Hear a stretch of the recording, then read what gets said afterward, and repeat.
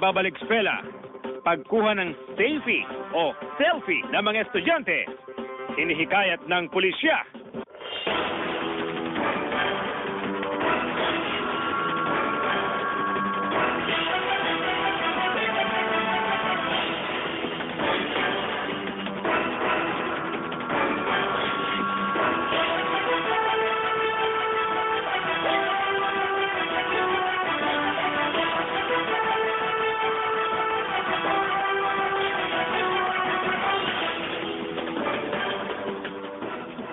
Magandang hapon, Hilaga at Gitnang Luzon. Mga illegal na fish pen pinagbabaklas ng otoridad sa Dagupan City. May ulat Jasmine Gabriel. Mahaba na umano ang konsiderasyong ibinigay ng city government sa mga fish pen owner.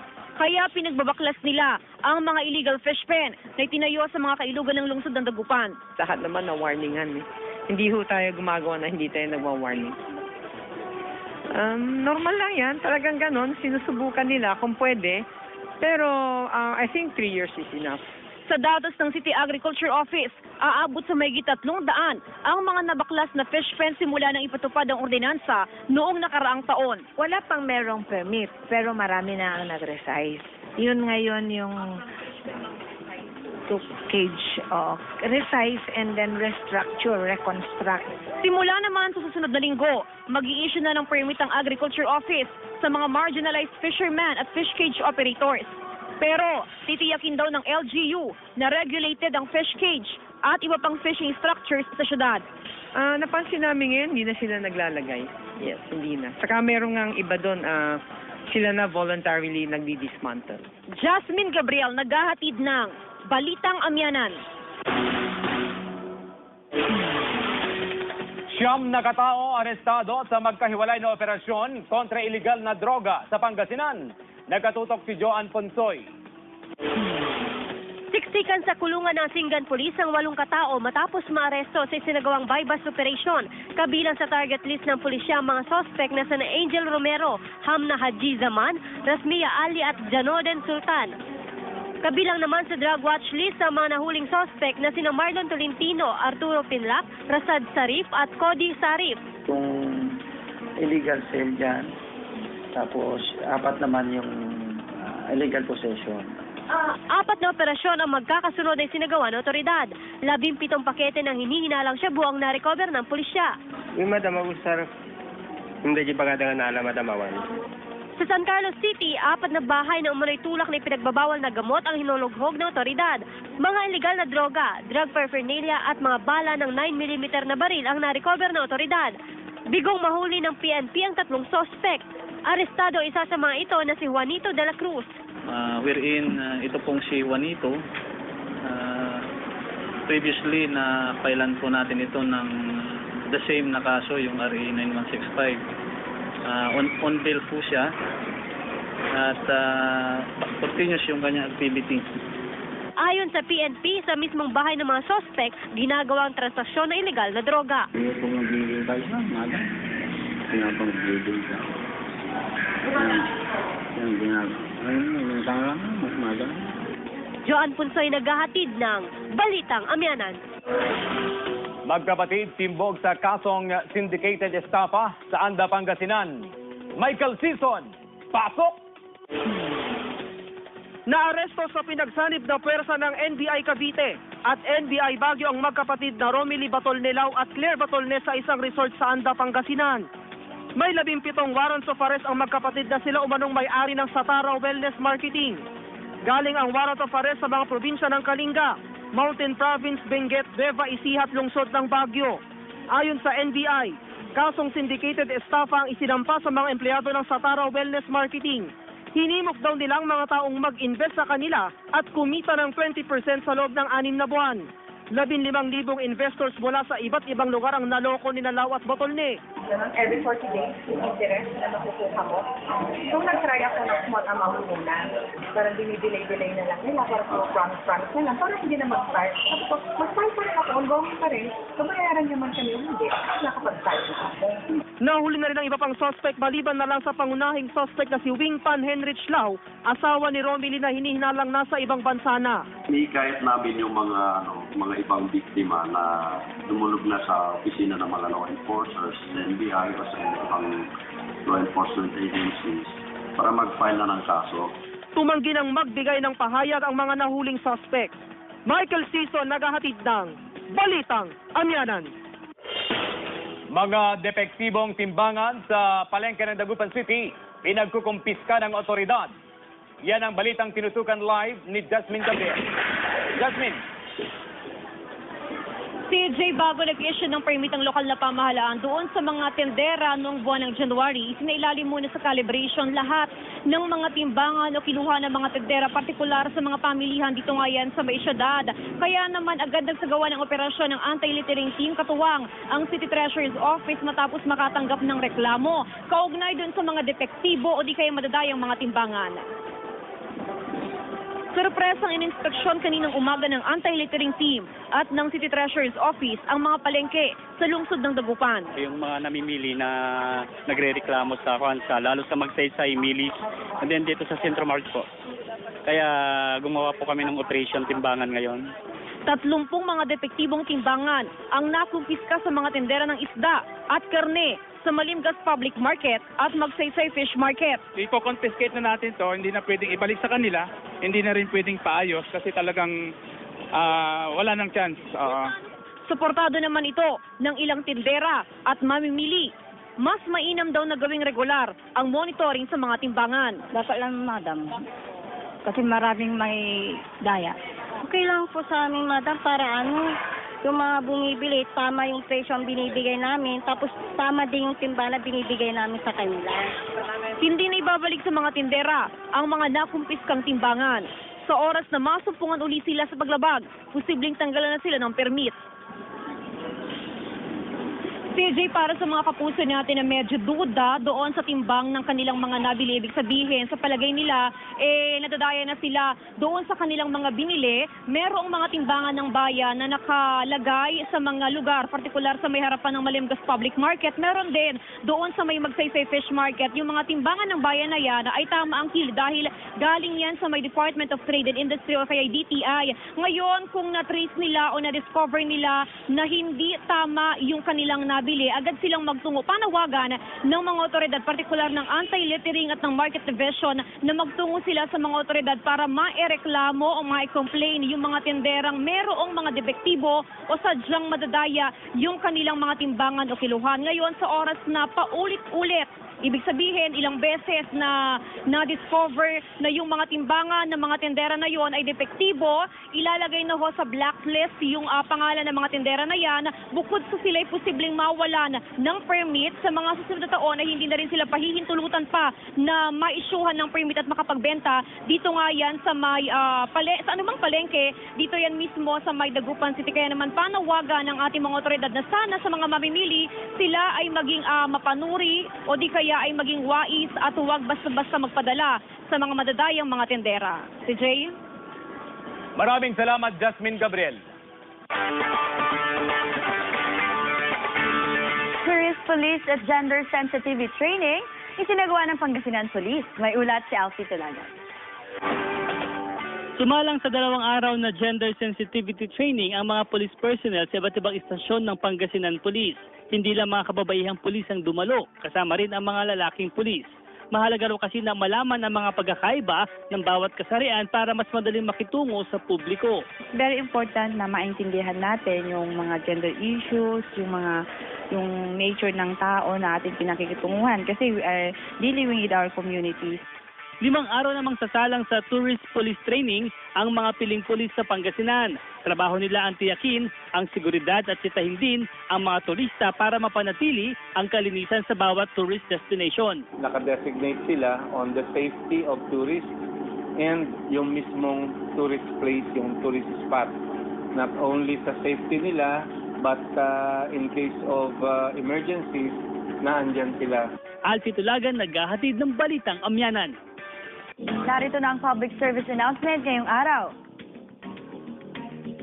Sa mga island barangays ng Dagupan City, maghanda sa 3 oras na scheduled power interruption sa inyong lugar. Bukas mula alas 9 ng umaga hanggang alas 12 ng tanghali. Apektado dito ang Barangay Lumboy, Salapingaw at Tugaro Suite. 10 minuto namang mawawalan ng kuryente sa ilang bahagi ng lupa mula 4:30 hanggang 4:40 ng umaga. 8:20 hanggang 8:30 ng umaga naman sa ilang bahagi ng Kalasyaw, Pangasinan. You're invited. Bodega sa Kalasyaw, Pangasinan, nasunog. Nagka-alerto Jasmine Gabriel. Sumiklab ang sunog sa isang bodega sa barangay Nalsyan, Kalasyaw, Pangasinan. Mag-alas 12 ng tanghali kanina. Kwento ng katiwala sa bodega. Mabilis ang pagkalat ng apoy. Doon sa may gawin doon, nasusunog na. Aakotin nila bukas yan sana. Pero yung tag na mag-aakot nasa Bulacan pa, kaya hindi nahakot. Sa investigasyon ng BFP Kalasyaw, sa likurang bahagi ng bodega nagsimula ang sunog. Dahil sa dami ng mga nakaimbak na karton, papel at plastik, makapal na usok ang naging problema ng mga otoridad. Or nagsimula po yung sa bandang likuran po So as of now po, hindi pa namin ma-determine. So under investigation pa po yung pinagmulan pa po ng sunog mo. Umabot sa unang alarma ang sunog. Wala namang nasaktan sa insidente. Inaalam pa ng BFP ang sanhi at danyo sa sunog. Jasmine Gabriel naghahatid ng Balitang Amyanan. Ipo-ipo nanalasa sa Vigan City, Ilocos Sur. Sundan sa report ni Glam Kalikdan. Nagkalat ang mga yero at sanga ng puno sa gilid ng kalsada sa Vigan City, Ilocos Sur matapos daanan ng ipo-ipo kahapon ng madaling araw. Apektado ang 9 na pamilya mula sa barangay Salindeng, Pungol at Paratong. Ayon sa ilang residente, natutulog sila nang biglang tangayin ng malakas na hangin ang bubong ng kanilang bahay. Walang nasawi o nasaktan sa insidente. Tanging mga nayuping yero at iba pang nasirang bahagi ng bahay na pwede pang pakinabangan ang naisalba ng mga residente. May hangin na ang lakas dyan. Patapos nung nag-ikot-ikot yata yung hangin Pagkatapos mo nag-ikot yung hangin, sabi ko yung anak ko, ay Birne, nandyan nakako yung hangin. Malakas talaga. Hindi naman medyo hindi naman katagalan, pero malakas talaga tapos kasabab pa yung malakas na ulan. Inaalam pa ng otoridad kung magkano ang halaga ng napinsalang mga ari-arian. Nagbigay na ng relief goods ang lokal na pamahalaan sa mga apektadong pamilya. Sabi ng 7 families yung pala, meron din sa neighboring barangay din na Paratong. Glam Kalikdan naghahatid ng Balitang Amyanan.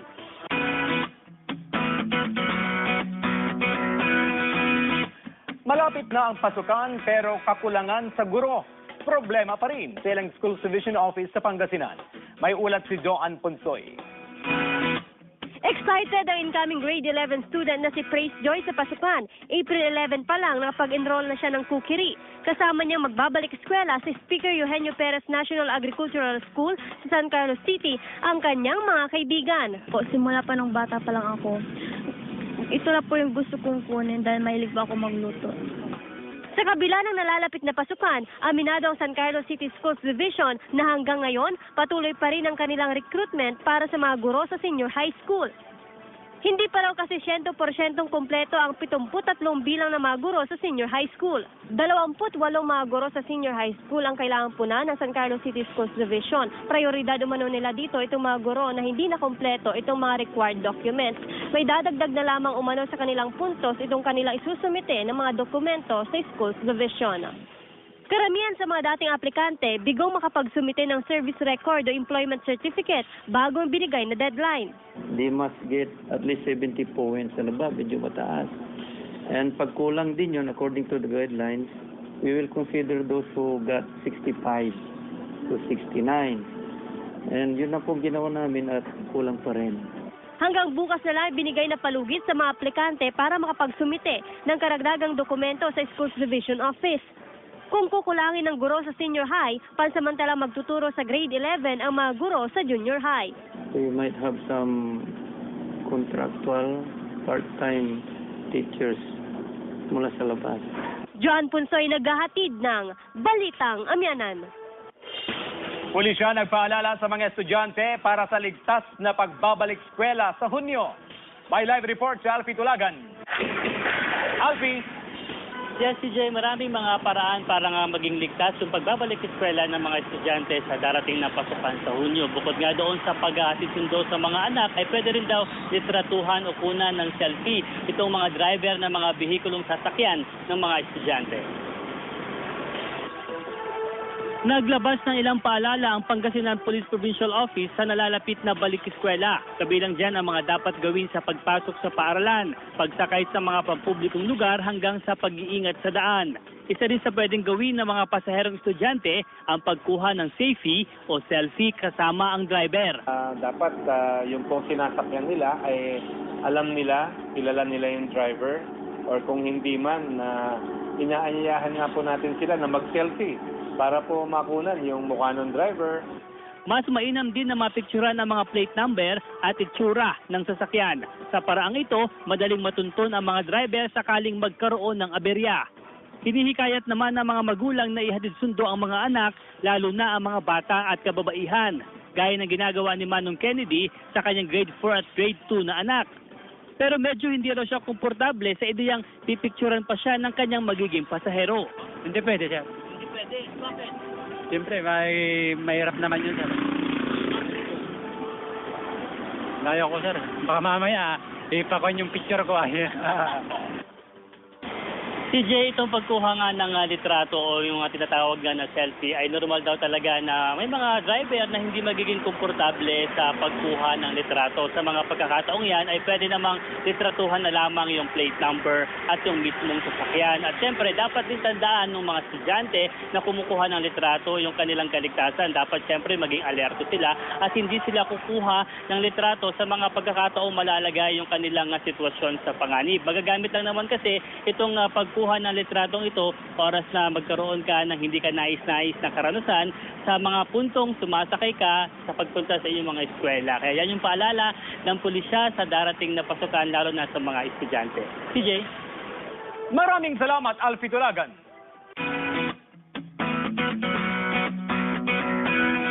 National Achievement Test para sa mga grade 4 pupils, pinaghahandaan na ng DepEd sa Dagupan City. Tungayan sa report ni Jasmine Gabriel.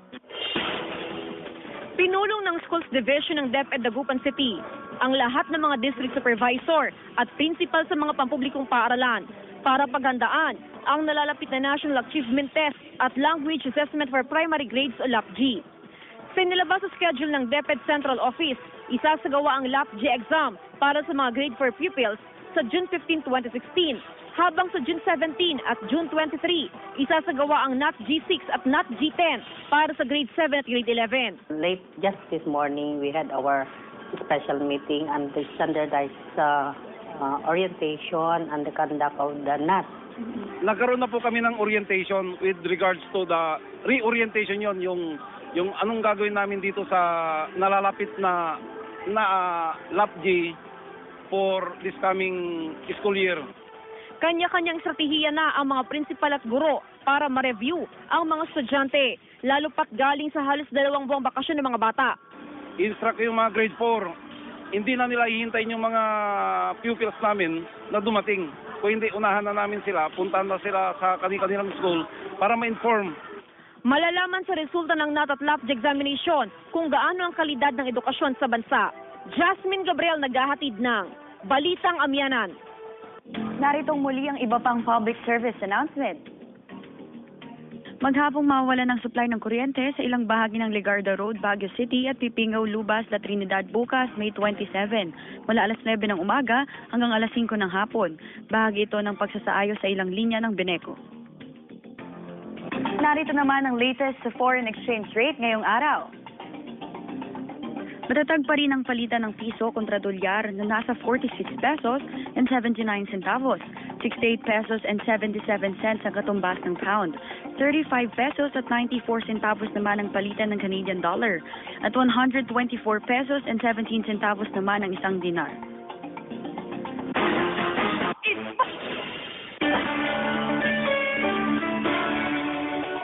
Sa puntong ito, ating alamin ang taya ng panahon ngayong araw. Nakaranas kaninang umaga ng pag-ulan sa ilang bahagi ng northern at central Luzon base sa datos ng Metro Weather. Mas malamig o cooler than average na ngayon ang temperatura sa tropical Pacific Ocean at magtutuloy-tuloy pa ang paglamig nito ngayong nagsimula na ang panahon ng tag-ulan sa bansa. Apektado ang bansa ng southwest monsoon o habagat base sa 11 a.m. weather advisory ng Pag-asa. Ang habagat ang magdadala ng pag-ulan at isolated thunderstorm sa iba't ibang bahagi ng bansa kabilang ang lalawigan ng Pangasinan. Samantala, isang low-pressure area ang binabantayan sa labas ng Philippine Area of Responsibility na tinatayang nasa 710 km west of Baguio City. Wala pa naman daw itong direktang epekto sa Pilipinas. Kaya laging payo ng Pag-asa na maging I am ready ang lahat sa lagay ng panahon. At bilang paghahanda sa tag-ulan flood mitigation programs, ikinasa ng lokal na pamahalaan sa Dagupan City. Narito ang report. Wala raw sinasayang na sandali ang lokal na pamahalaan ng Dagupan City dahil sa tag-ulan. Inihahanda na ng syudad ang kanilang flood mitigation programs, lalo pat 10 mga barangay ang kabilang sa flood-prone area. Ang areas of concern natin talaga dito sa Dagupan is yung mga barangays along the Pantal Sinucalan River na alam naman natin na yung pag tuwing umuulan or may bagyo, ang unang-unang apektado is itong mga areas na ito. Habang hindi pa nararanasan ang matinding pag-ulan at pagbaha, isa sa ilalim ng CDRRMO ang kanilang mga empleyado sa pagsasanay. So, very important yung mga trainings na yun. Sa katunayan natin, this coming June, may incoming na training. So, pinapatawag lahat ng DRRMO. And including din sa PDRRMO natin. So, may ongoing coordination na. Nag-iikot na rin ang Office of the Civil Defense o OCD Region 1 sa mga probinsya para sa malawakang information dissemination bilang paghahanda sa tag-ulan at epekto ng La Nina. Para alam nila kung paano i-assess ang isang typhoon kung paparating pa lang, ay alam na nila kung ano yung gagawin nila at yung paghahanda.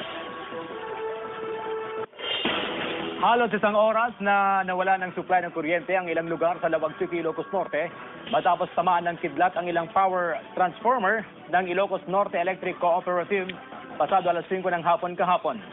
Tinamaan din ng kidlat ang linya ng komunikasyon sa Lawag City Hall. Nangyari ang insidente sa kasagsagan ng ulan na sinabayan ng kulog at kidlat.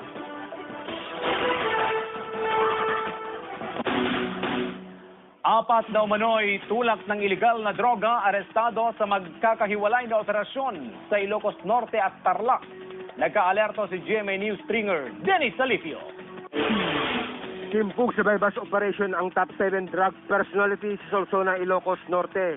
Nakilala ang suspect na si Emiterio Barruga. 3 pakete ng hininalang shabu ang nakuha sa suspect. Itinanggi ng suspect ang paratang. Tagalan nating target list na natin do kasi may mga previous na insidente na nakuna na siya ng mga illegal drugs.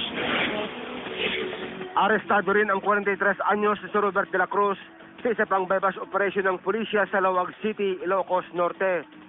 2 malaking pakete ng hininalang shabu ang nakuha sa suspect. Mga estudyante umano ang parokyano ng suspect na kabilang sa drugs watch list. Itinanggi ng suspect na nagtutulak siya pero umaming gumagamit ng illegal na droga. Dahil natakot na ako sir nung mga sakawinarnihan ako ng mga kapitbahay kong pulisya. Balik kulungan naman ang mag-asawang Feliciano at Malu Laurel, tubong San Manuel Tarlac. Matapos masakutin ng pulisya sa search warrant operation.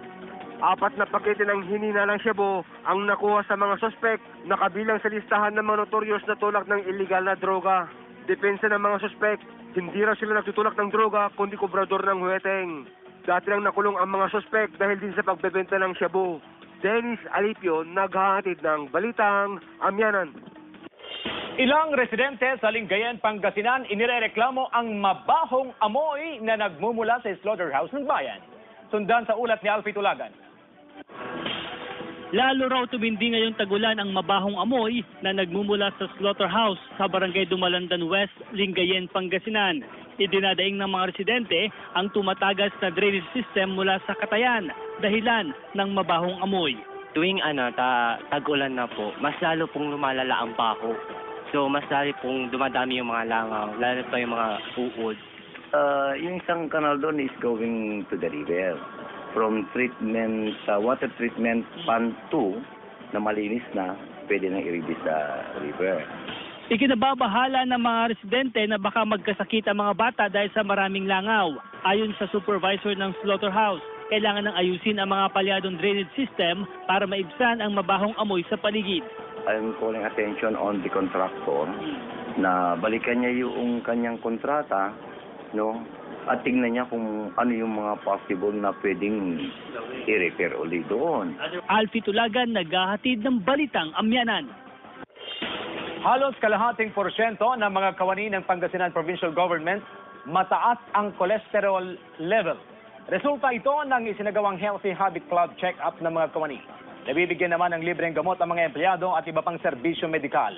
Buwanang ginagawa ang wellness check-up na ito para mabantayan ang kalusugan ng mga empleyado.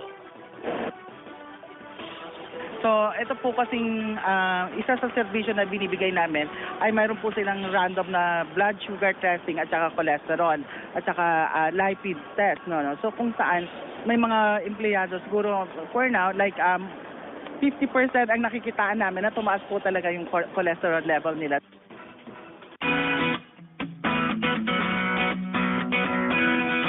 Mga namimili ng school supplies dagsana sa mga tindahan sa Vigan City, Ilocos Sur. May report Marjorie Padua. Ilang linggo bago ang pasukan, kanya-kanya ng diskarte ang mga magulang sa pamimili ng school supplies para sa kanilang mga anak. Mas mainam raw na maaga silang bumili ng mga gamit pang eskwela para makaiwas sa siksikan sa mga susunod na araw. Ang unang tinitignan ko bilang guro yung quality talaga. Kahit mura, kung hindi naman safe sa health ng mga bata at saka madali namang masira, useless din. Mabusisi ang mga nanay sa pagpili ng school supplies. Enjoy na enjoy din ang mga chikiting na kasama sa pagpili ng kanilang mga gamit. Itong mga binebenta namin ngayon, nasa reorder na kami. So talagang marami ngayon ang maagang namili. Mahigpit ang monitoring ng DTI sa mga presyo ng school supplies. May sinusunod na suggested retail price o SRP ang mga department store.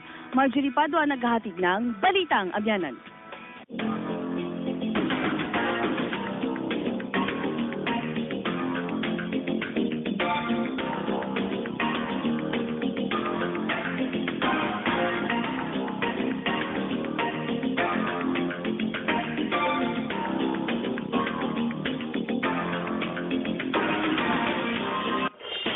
At yan ang mga balitang hatid ng tropa ng katotohanan. Maraming salamat sa inyong pagtitiwala. Kasama si Faye Centeno, ako po si CJ Torida. At ito ang Balitang Amyanan!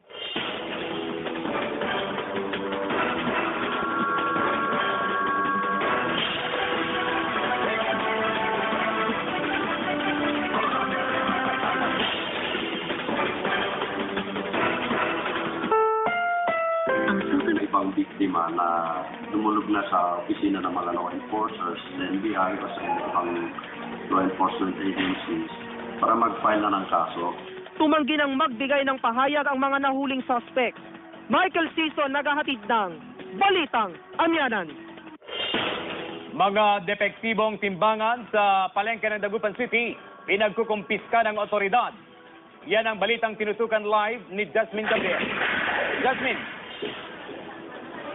CJ, bago nag-issue ng permit ang lokal na pamahalaan doon sa mga tendera noong buwan ng January, isinailalim muna sa calibration lahat ng mga timbangan o kinuha ng mga tendera, partikular sa mga pamilihan dito nga yan sa may syudad.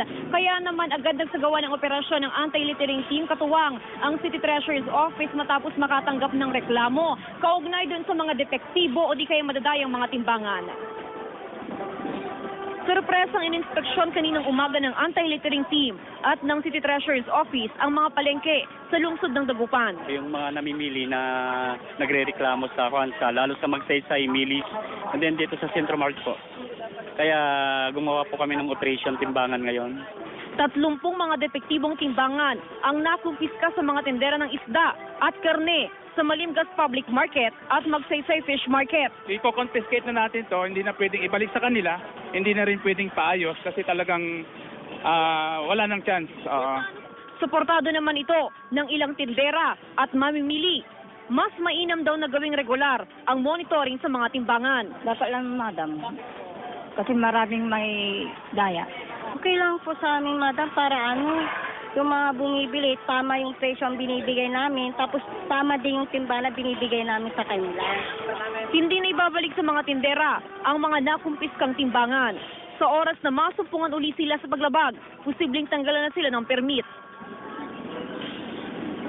CJ, para sa mga kapuso natin na medyo duda doon sa timbang ng kanilang mga nabili, ibig sabihin, sa palagay nila, nadadaya na sila doon sa kanilang mga binili. Merong mga timbangan ng bayan na nakalagay sa mga lugar, partikular sa may harapan ng Malimgas Public Market. Meron din doon sa may Magsaysay Fish Market. Yung mga timbangan ng bayan na yan ay tama ang kilo dahil galing yan sa may Department of Trade and Industry o kaya DTI. Ngayon, kung na-trace nila o na-discover nila na hindi tama yung kanilang nabili, agad silang magtungo. Panawagan ng mga otoridad, partikular ng Anti-Littering at ng Market Division, na magtungo sila sa mga otoridad para maereklamo o mae-complain yung mga tinderang merong mga depektibo o sadyang madadaya yung kanilang mga timbangan o kiluhan. Ngayon, sa oras na paulit-ulit, ibig sabihin, ilang beses na na-discover na yung mga timbangan ng mga tendera na yon ay depektibo, ilalagay na ho sa blacklist yung pangalan ng mga tendera na yan, bukod sa sila'y posibleng mawalan ng permit sa mga susunod na taon na hindi na rin sila pahihintulutan pa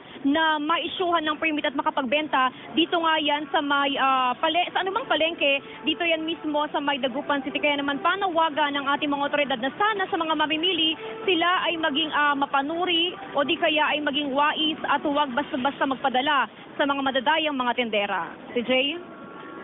Maraming salamat, Jasmine Gabriel. Tourist Police at Gender Sensitivity Training, isinagawa ng Pangasinan Police. May ulat si Alfie Tulagan. Sumalang sa 2 araw na gender sensitivity training ang mga police personnel sa iba't ibang istasyon ng Pangasinan Police. Hindi lang mga kababaihang pulis ang dumalo, kasama rin ang mga lalaking pulis.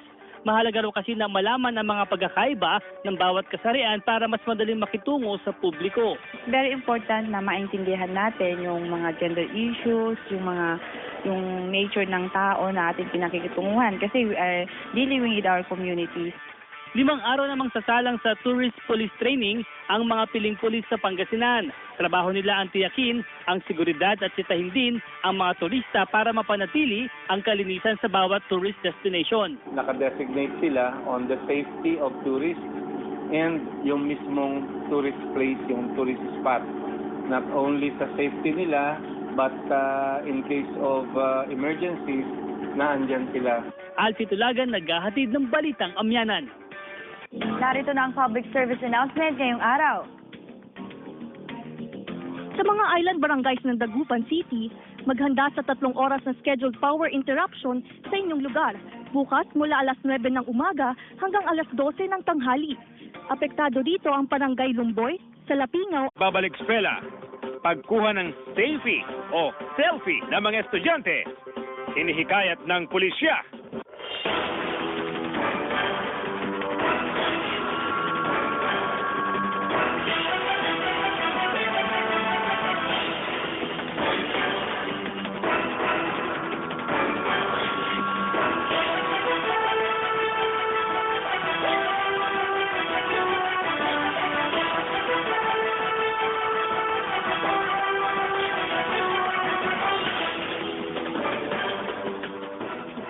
Magandang hapon, Hilaga at Gitnang Luzon. Mga illegal na fish pen pinagbabaklas ng otoridad sa Dagupan City. May ulat, Jasmine Gabriel. Mahaba na umano ang konsiderasyong ibinigay ng city government sa mga fish pen owner. Kaya pinagbabaklas nila ang mga illegal fish pen na itinayo sa mga kailugan ng lungsod ng Dagupan. Lahat naman na warningan. Hindi ho tayo gumagawa na hindi tayo nagwa-warning. Normal lang yan. Talagang ganon. Sinusubukan nila kung pwede. Pero I think 3 years is enough. Sa datos ng City Agriculture Office, aabot sa mahigit 300 ang mga nabaklas na fish pen simula nang ipatupad ang ordinansa noong nakaraang taon. Wala pang merong permit, pero marami na ang nag-resize. Yun ngayon yung to cage of resize and then restructure, reconstruct. Simula naman sa susunod na linggo, mag-i-issue na ng permit ang Agriculture Office sa mga marginalized fishermen at fish cage operators. Pero titiyakin daw ng LGU na regulated ang fish cage at iba pang fishing structures sa syudad. Napansin namin ngayon, hindi na sila naglalagay. Yes, hindi na. Saka meron ngang iba doon, sila na voluntarily nagdi-dismantle. Jasmine Gabriel naghahatid ng Balitang Amyanan. Siyam na katao arestado sa magkahiwalay na operasyon kontra iligal na droga sa Pangasinan. Nagkatutok si Joan Ponsoy. Siksikan sa kulungan ng Singan Police ang 8 katao matapos maaresto sa isinagawang buy-bust operation. Kabilang sa target list ng pulisya ang mga sospek na sina Angel Romero, Hamna Haji Zaman, Rasmia Ali at Janoden Sultan.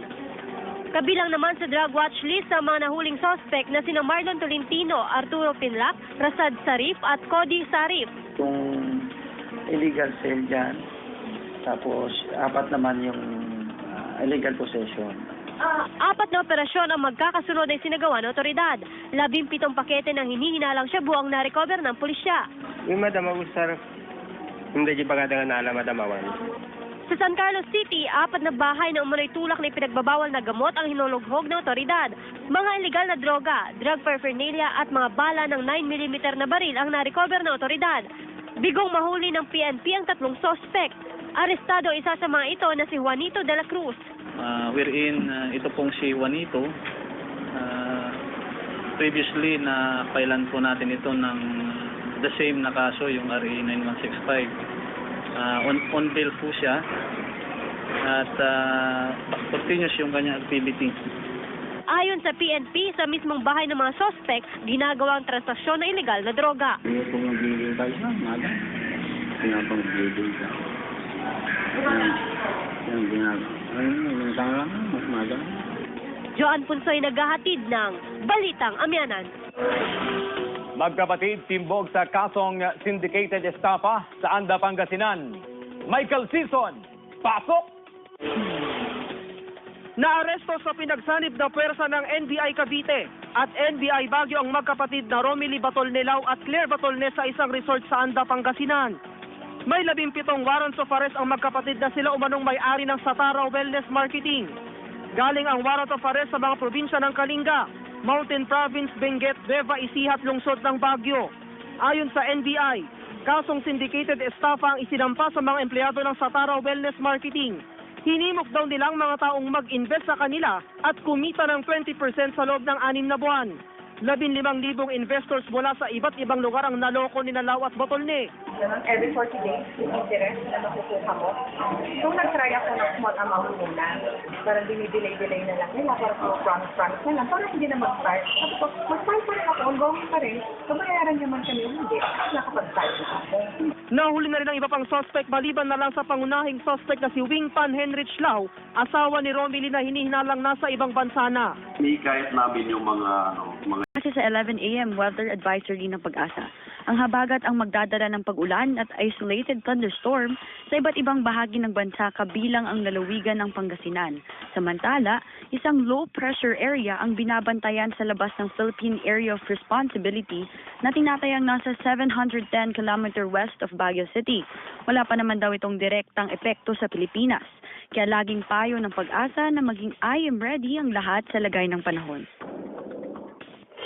At bilang paghahanda sa tag-ulan flood mitigation programs, ikinasa ng lokal na pamahalaan sa Dagupan City. Narito ang report.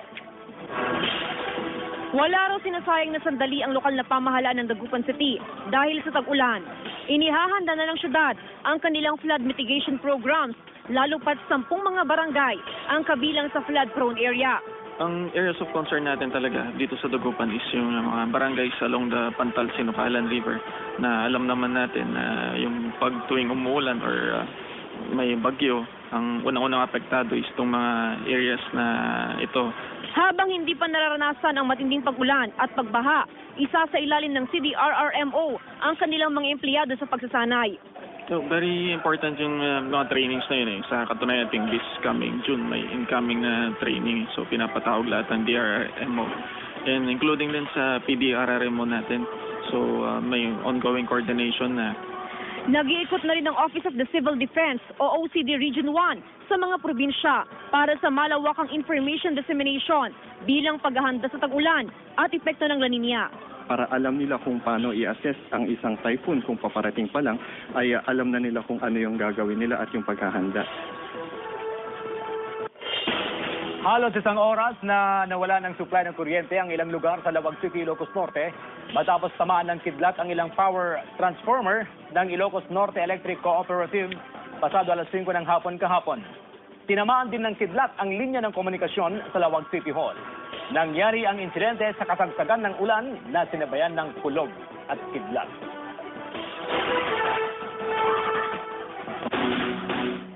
Apat na umano'y tulak ng iligal na droga arestado sa magkakahiwalay na operasyon sa Ilocos Norte at Tarlac. Nagka-alerto si GMA News stringer Dennis Alipio. Timpug sa bypass operation ang top 7 drug personality sa Solsona, Ilocos Norte. Nakilala ang suspect na si Emiterio Barruga. 3 pakete ng hininalang shabu ang nakuha sa suspect. Itinanggi ng suspect ang paratang. Tagalan nating target list na natin kasi may mga previous na insidente na nakuna na siya ng mga illegal drugs. Arestado rin ang 43 anyos si Robert de la Cruz sa isa pang bypass operation ng pulisya sa Lawag City, Ilocos Norte. 2 malaking pakete ng hininalang shabu ang nakuha sa suspect. Mga estudyante umano ang parokyano ng suspect nakabilang sa drugs watch list. Itinanggi ng suspect na nagtutulak siya pero umaming gumagamit ng illegal na droga. Dahil natakot na ako sir nung mga kakawinarnihan ako ng mga kapitbahay kong pulisya. Balik kulungan naman ang mag-asawang Feliciano at Malu Laurel, tubong San Manuel Tarlac. Matapos masakote ng pulisya sa search warrant operation. 4 na pakete ng hininalang shabu ang nakuha sa mga suspect na kabilang sa listahan ng mga notorious na tulak ng illegal na droga. Depensa ng mga suspect, hindi raw sila nagtutulak ng droga kundi kubrador ng huweteng. Dati lang nakulong ang mga suspect dahil din sa pagbebenta ng shabu. Dennis Alipio, naghahatid ng Balitang Amyanan. Ilang residente sa Lingayen, Pangasinan inirereklamo ang mabahong amoy na nagmumula sa slaughterhouse ng bayan. Sundan sa ulat ni Alfie Tulagan. Lalo raw tumindi ngayong tagulan ang mabahong amoy na nagmumula sa slaughterhouse sa barangay Dumalandan West, Lingayen, Pangasinan. Idinadaing ng mga residente ang tumatagas na drainage system mula sa Katayan, dahilan ng mabahong amoy. Tuwing tag-ulan na po, mas lalo pong lumalala ang baho. So mas lalo pong dumadami yung mga langaw, lalo pa yung mga uod. Yung isang kanal doon is going to the river. From treatment sa water treatment plant 2 na malinis na, pwede nang i-release sa river. Ikinababahala ng mga residente na baka magkasakit ang mga bata dahil sa maraming langaw. Ayon sa supervisor ng slaughterhouse, kailangan ng ayusin ang mga palyadong drainage system para maibsan ang mabahong amoy sa paligid. I'm calling attention on the contractor na balikan niya yung kanyang contract. Sisundo sa mga anak ay pwede rin daw litratuhan o kunan ng selfie itong mga driver ng mga bihikulong sasakyan ng mga estudyante. Naglabas ng ilang paalala ang Pangasinan Police Provincial Office sa nalalapit na balik-eskwela. Kabilang dyan ang mga dapat gawin sa pagpasok sa paaralan, pagsakay sa mga pampublikong lugar hanggang sa pag-iingat sa daan. Isa rin sa pwedeng gawin ng mga pasaherong estudyante ang pagkuha ng selfie o selfie kasama ang driver. Dapat yung pong sinasakyan nila ay alam nila, kilala nila yung driver, or kung hindi man, inaanyayahan nga po natin sila na mag-selfie para po makunan yung mukha ng driver. Mas mainam din na mapicturan ang mga plate number at itsura ng sasakyan. Sa paraang ito, madaling matuntun ang mga driver sakaling magkaroon ng aberya. Hinihikayat naman ng mga magulang na ihatid sundo ang mga anak, lalo na ang mga bata at kababaihan, gaya ng ginagawa ni Manong Kennedy sa kanyang grade 4 at grade 2 na anak. Pero medyo hindi raw siya komportable sa ideyang pipicturan pa siya ng kanyang magiging pasahero. Hindi pwede siya. Hindi pwede. Bakit? Siyempre, mahirap naman yun, sir. Layo ko, sir. Baka mamaya, ipakon yung picture ko. CJ, itong pagkuha nga ng litrato o yung tinatawag nga na selfie ay normal daw talaga na may mga driver na hindi magiging komportable sa pagkuha ng litrato. Sa mga pagkakataong yan ay pwede namang litratuhan na lamang yung plate number at yung mismong sasakyan. At syempre, dapat din tandaan ng mga estudyante na kumukuha ng litrato yung kanilang kaligtasan. Dapat syempre maging alerto sila at hindi sila kukuha ng litrato sa mga pagkakataong malalagay yung kanilang sitwasyon sa panganib. Magagamit lang naman kasi itong pagkuha ng litratong ito oras na magkaroon ka ng hindi ka nais-nais na karanasan sa mga puntong sumasakay ka sa pagpunta sa iyong mga eskwela. Kaya yan yung paalala ng pulisya sa darating na pasukan lalo na sa mga estudyante. CJ?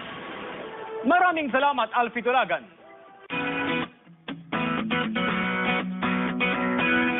National Achievement Test para sa mga Grade 4 pupils, pinaghahandaan na ng DepEd sa Dagupan City. Tungayan sa report ni Jasmine Gabriel. Pinulong ng Schools Division ng DepEd Dagupan City ang lahat ng mga district supervisor at principal sa mga pampublikong paaralan para paghandaan ang nalalapit na National Achievement Test at Language Assessment for Primary Grades o LAPG. Sinilabas sa schedule ng DepEd Central Office, isasagawa ang LAPG exam para sa mga Grade 4 pupils sa June 15, 2016. Habang sa June 17 at June 23, isasagawa ang NAT G6 at NAT G10 para sa Grade 7 at Grade 11. Late just this morning, we had our special meeting and the standardized orientation and the conduct of the NAT. Nagkaroon na po kami ng orientation with regards to the reorientation yung anong gagawin namin dito sa nalalapit na LAPG for this coming school year. Kanya-kanyang estratehiya na ang mga principal at guro para ma-review ang mga estudyante, lalo pat galing sa halos 2 buwang bakasyon ng mga bata. Instruct yung mga grade 4, hindi na nila hihintayin yung mga pupils namin na dumating. Kung hindi, unahan na namin sila, puntahan na sila sa kanilang school para ma-inform. Malalaman sa resulta ng NAT at LAPG examination kung gaano ang kalidad ng edukasyon sa bansa.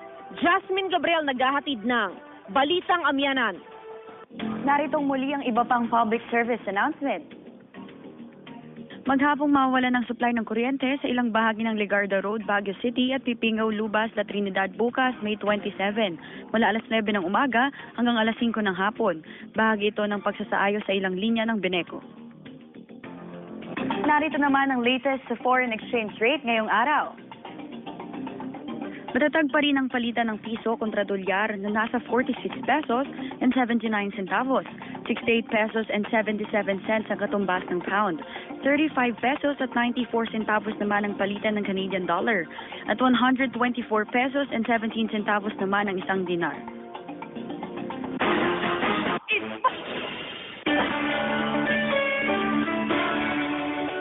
Sa puntong ito, ating alamin ang taya ng panahon ngayong araw. Nakaranas kaninang umaga ng pag-ulan sa ilang bahagi ng northern at central Luzon base sa datos ng Metro Weather. Mas malamig o cooler than average na ngayon ang temperatura sa Tropical Pacific Ocean at magtutuloy-tuloy pa ang paglamig nito ngayong nagsimula na ang panahon ng tag-ulan sa bansa.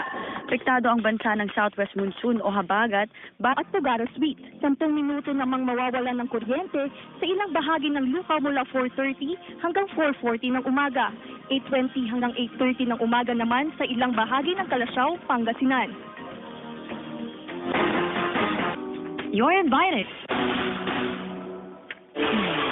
Bodega sa Kalasyaw, Pangasinan, nasunog.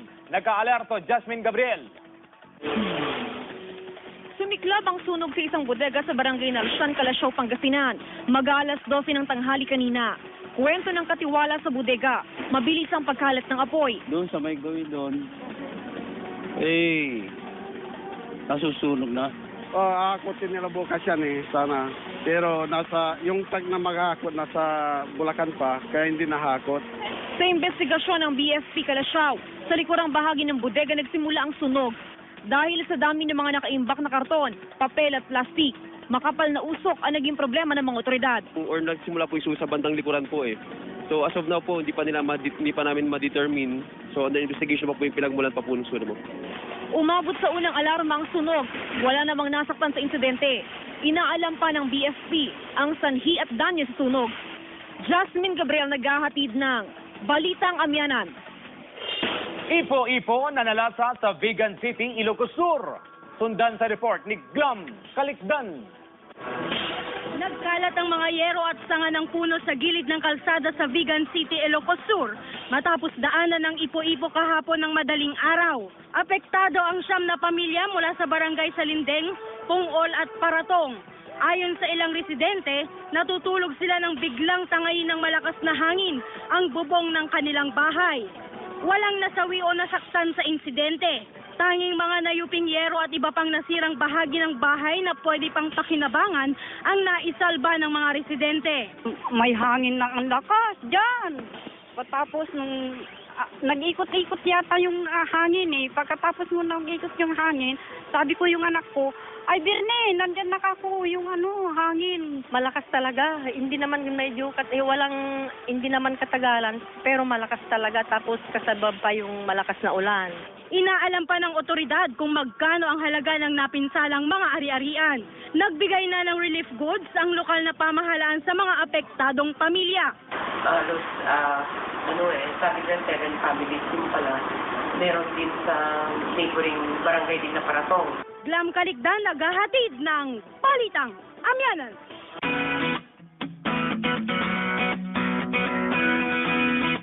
Malapit na ang pasukan pero kakulangan sa guro. Problema pa rin sa ilang Schools Division Office sa Pangasinan. May ulat si Joan Punsoy.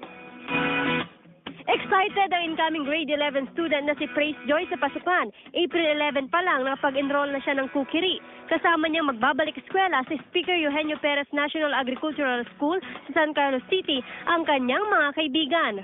Simula pa nung bata pa lang ako, ito na po yung gusto kong kunin dahil mahilig ba ako magluto.